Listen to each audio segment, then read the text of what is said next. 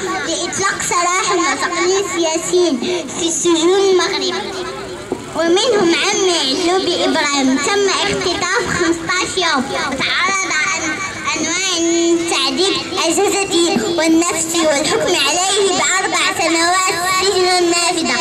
لقد عانى أطفال كثيرون من قانون الإرهاب المشؤوم. هناك من الأطفال من تشرد بسبب اعتقال معين، واحد منهم من انقطع عن دراسته.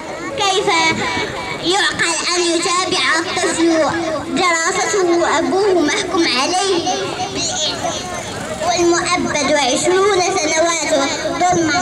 من هذا المكان باسم أطفال وأبناء المعتقلين ضحية قانون الإرهاب المشؤوم، لا للتعذيب، لا للاختطاف، لا للتعذيب، لا للتهميش، لا للفقر، نعم للتعليم، نعم للحرية، نعم للفكر السير، نعم